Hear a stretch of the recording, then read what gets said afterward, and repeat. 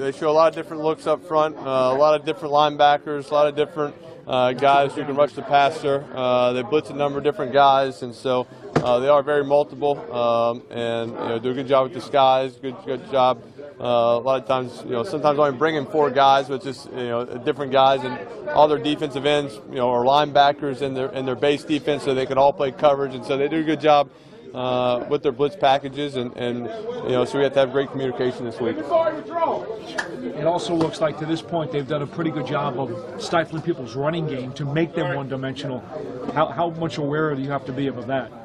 Well, we got to run the ball, and we've been better these last 3 weeks. I think 3 weeks in a row over 100 yards. So we got to continue just getting our positive yards in the run game, staying with it. Eventually we'll break some big ones, but just stay strong, keep running the ball well, and that'll help everything else with the play action in the pass game, slow down that pass rush. Eli, do you get any enjoyment out of playing Ben just because you guys are in the same draft class and it's been so many years? You both have had a lot of success in the league. Well, it's always fun to go against good offenses, and with Ben and the Steelers, their offense can score points, so we know we got to be good offensively. We got to be able to do our part and keep up. So you always keep up with your draft class, and with Ben and Phillip Rivers, don't get to play against them a whole lot. Maybe in the NFC, them in the AFC. So every 4 years you get to play one of them, and so yeah, you enjoy these matchups and get to see him a little bit, and he's had an unbelievable career. Eli, do you have a friendship with Ben, or do you talk to him ever? I mean, since you guys are in the same draft class. Yeah, I mean, I just talked to him after the games when we played, and I think you always have a special kind of connection and bond with your draft class guys. I think you're always rooting for those guys to do well, and you always want your kind of your quarterback draft class to be well thought of and respected down the road. I think you kind of hear about the '83 class, you hear about certain years you want to kind of be thrown in that mix someday, and so. But besides that, haven't seen him a whole lot outside of football, off the field or past. Haven't crossed too much. So, but again, have a lot of respect for him and his game.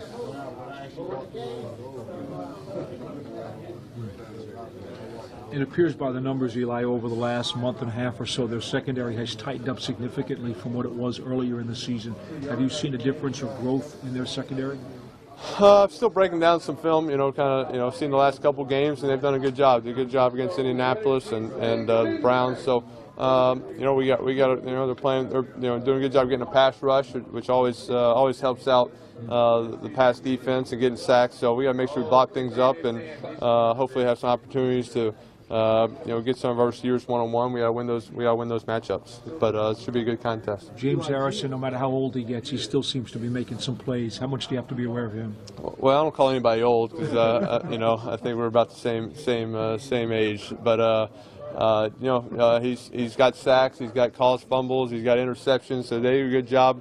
It seems like he's on a little bit of a pitch count where he's not in there, but maybe 25 plays or so, 30 plays in a game. But when he's in there, he's effective and does a good job rushing the quarterback, dropping in coverage, and you got to be aware of him. Eli, do you have to talk to Sterling to keep his confidence up after a game like Sunday where you get the ball much? No, I talked to him. I said, I apologize for not getting him catch. I want to get, we need to get him involved. We need to get him catches. Just the way the kind of day went on some things. So, but he's done a good job all year. We got to make sure we're getting him involved in the offense. Why do you think Sunday he wasn't involved? It's just all based on coverage. They played, what we were trying to do and the coverages we were getting. We had other guys kind of were the primary and just didn't get down to him. Had a couple opportunities where we could have possibly gotten them the ball. Did that other old quarterback give you any advice at practice today? It's good to have him here. I hadn't seen him in a while, so he just, he got something to do tomorrow, so he popped in and just, sat in a few meetings with us today, and just good to catch up and get to spend some time with him later on. Does he ever think he'll go into coaching? What's that? Is he ever going to go into coaching, you think? Or? You have to ask him. I'm not sure. When you see him like that, how does it look like retirement is treating him?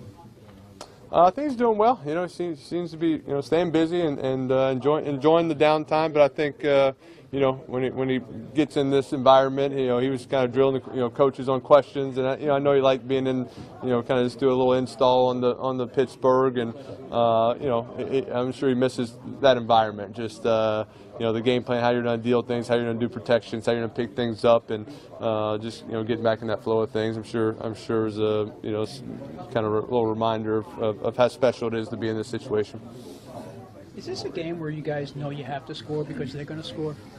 Well, I mean, I think every game you have to score, and it's not really we have our expectations of what what we want to do and how we want to score and feel we can score. So we've been good the last few weeks protecting the ball. So that's still number one. It's not about forcing things to try to score. We gotta execute well. We gotta play smart and make the plays when they're there. The fact that the offense still kind of hasn't clicked though, 11 games in, have you been able to identify? Is there certain reasons for that, you think? Well, we've clicked at times. We're just I think a few plays away. It's not you scored 21. It's not like we scored 10. So we're getting down. We're just not getting down into the red zone enough, and so that's the deal. I think last week had a couple opportunities. Throw some balls down the field. Really only hit one of them, 1 of 6. That's the kind of deal where if you hit another 2 of those, you're down there in the red zone. You're scoring more points. So it's just a matter of it can be a play or two that's a difference in whether you're scoring enough points, getting down there in the red zone enough. Do you think you guys are mixing things up enough to keep defenses off balance? And what may personnel, basically, I guess. Well, it's just kind of what we have. We don't have a fullback, and so we got into some 2 tight end stuff last week. Had a few plays of it, but that's kind of what our we're gonna kind of stay with that personnel and be really good at it, and so that's what we're doing.